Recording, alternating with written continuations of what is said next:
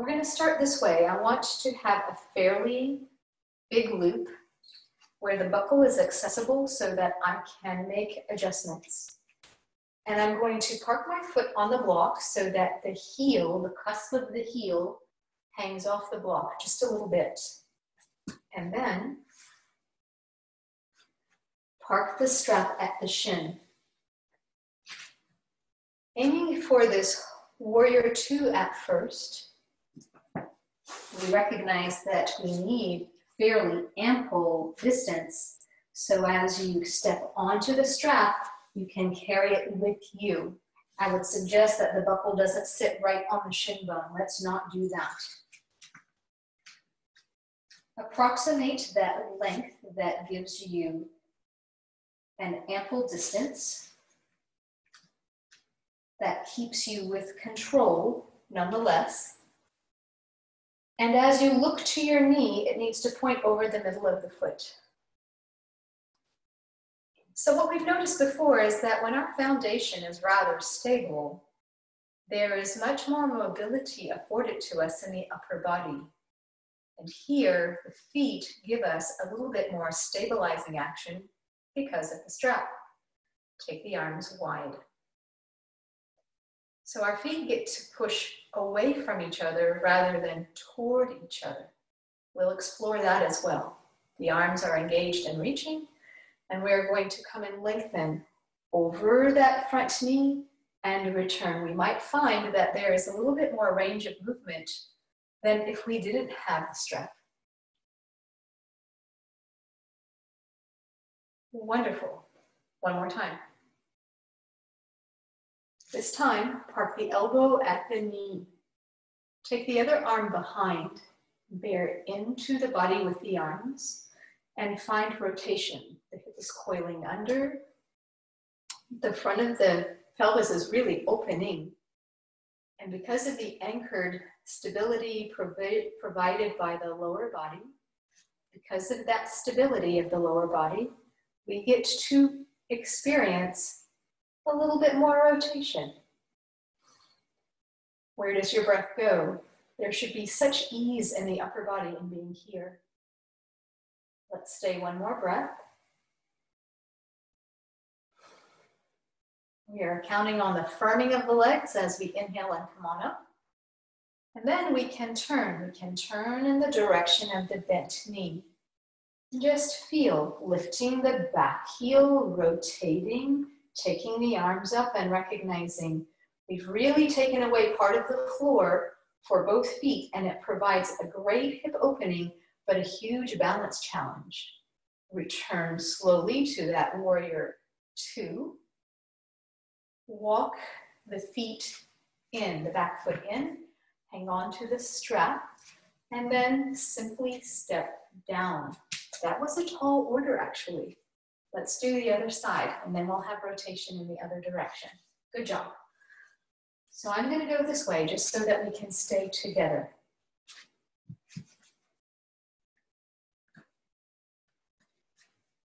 I want to hook the shin, step onto the strap, carry it with me while the heel at the block comes to just the edge, so I'm really at the cusp of the heel.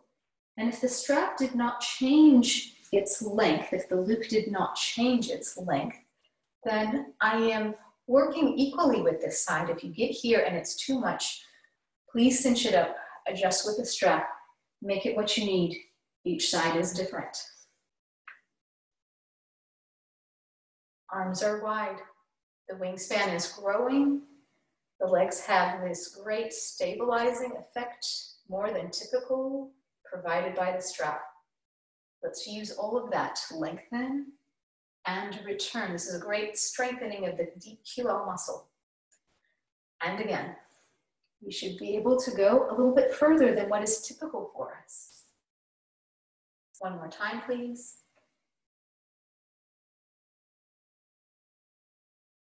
Wonderful. Lengthening to rest the elbow this time. Taking the free arm behind us, bearing into the body with both arms and rotating. So there is much more range of movement, possibly because the lower body is secure, it has more stability. Great work. Stay long. Enjoy where you are. Don't force anything. Breathe.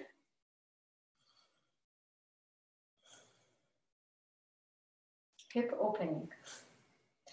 As you inhale and come upright, begin to rotate in the direction of the bent knee. And lifting the back heel, pivoting off of that foot, take the arms high, keep lifting the rib cage, invite any amount of opening in this warrior one. And with the next exhalation, begin to work your way back. Inhale and open. Walk the back foot somewhat in. Catch hold of the strap. Keep walking in.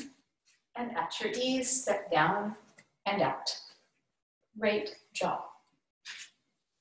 So now we need to go the other way. We're going to use 2 tall blocks. We want to have a great standing twist to counterbalance the wonderful hip opening from the front. And I'm going to park the blocks tall at one end and step forward with one leg, not walking the tightrope, squaring the pelvis with the direction that my front foot is facing, and coming into a little bit of extension, meaning small back bend. Let's take the arms down and back, similar to what we had in Warrior One. And feel the back bend in the upper rib cage. Lift the sternum forward and up, reach into the inner heels. And maintaining as much of all of that as possible, come and fold. Fold. Look ahead. Keep asking for length. Let the arms travel away from the back body any amount. We really warmed up the legs for this. And you might be surprised that your fold is a little bit deeper than what is typical. Keep the back leg firm. It's easy to forget it. Keep drawing the kneecaps up to ask the hamstrings to really give. And then float the hands down. Notice how close your nose is to your knee. If your tall blocks serve you better, put your hands there. If your fold was deeper, then turn the blocks down and let that accommodate the deepening of this hamstring lower back release. And begin to use your hands. Let them push down and forward while you pull the front heel toward the back foot. Keep drawing the kneecaps up, keep sending the heart forward, and we're going to make our body behave as if what we're really trying to do is take the nose toward the toes, weight to the inner edges of the feet. As you exhale, consider bending in the elbows just a little bit and bringing the upper body closer to the leg, any amount. Sometimes a millimeter feels like several inches. Firm the legs. Inhale and begin to rise up. Take the arms back, clasp them together, and focus on reaching them back first. The reaching of the arms back helps the spine extend forward, turns the legs well on. Inhale and come the rest of the way. And notice if it is any different now compared to when you first came into this starting place for Padottanasana. Before you give it away, bend in the front knee. Keep space between each vertebra. Swing the arms forward and up. Turn the palms lightly back. Invite the continued expansion of the front body. And notice how this is different from that very first Warrior One. Keep length in the torso. Come and fold. Keep lengthening the torso, especially here, and park your hands together to the outer bent knee. Resist. What you can decide to do for yourself now is to keep the back foot anchored, or to lift the heel and pivot off the back of the heel and take the foot further back, coming into a deeper, longer stance. What you could also do is use the block underneath your hands to accommodate how far your twist and fold are. And then resist. Resist the arm to the leg. Give the arm the work that really uses the relationships. Take the outside arm behind you. Keep turning any amount. Keep reaching from the inner back heel through to the crown of the head. So we were after this great deep twist. Stay one more breath. Kneecap up. Wonderful. And return.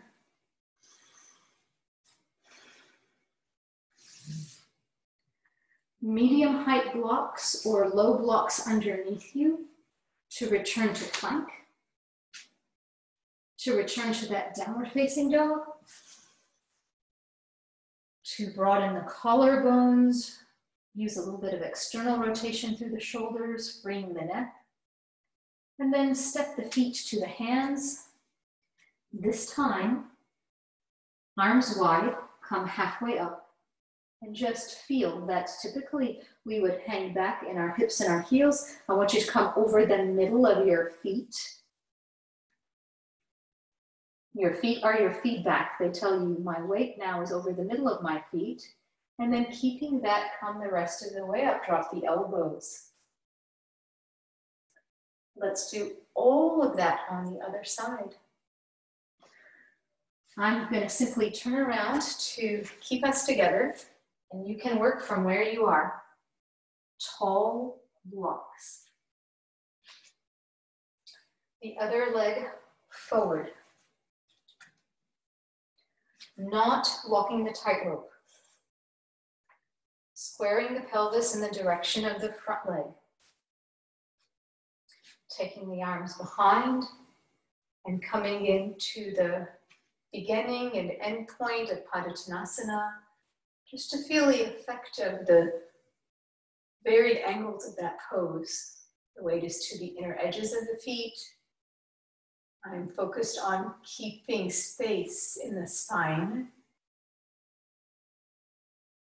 Using the legs well. As you exhale next, begin to fold. The heart leads. The arms reach not only back, but travel away from the back body. Just feel. Feel what is possible. As you deepen your fold, keep inviting the pelvis to be square. Weight to the inner heels, ever so lightly.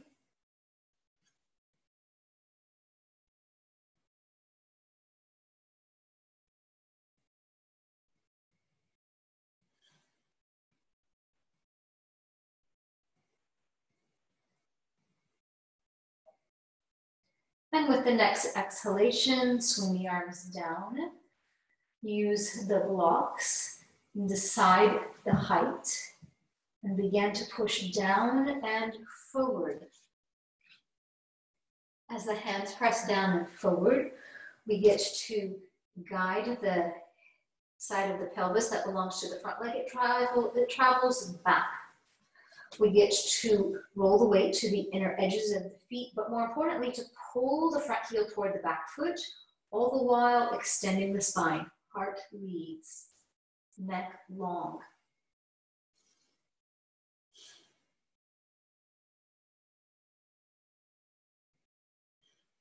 With the next few breaths, begin to find bending in the elbows possible to bring the upper body closer to the thigh, any amount, nose toward the toes.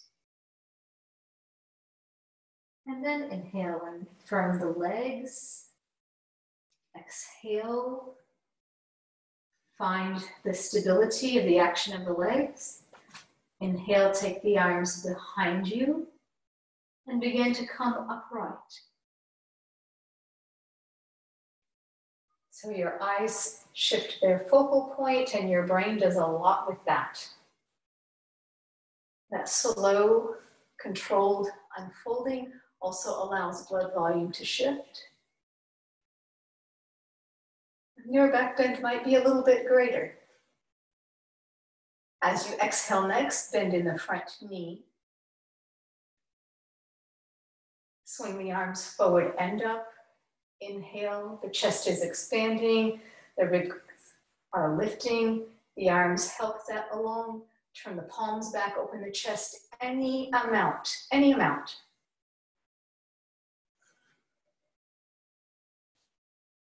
And maintaining this long torso, come and fold. When we ask for it here, then we are not working against gravity. That is in our favor now to ask for more. Come park the hands to the outer knee. Begin to adjust in the back leg if that's what you did on the other side. Begin to use the block underneath your hand in case that's what you did on the other side. And resist the arm to the leg. Take the free arm behind you. Find any amount more twist. Keep the legs firm to the floor. Reach into the inner back heel. Kneecap is up. Deep breath.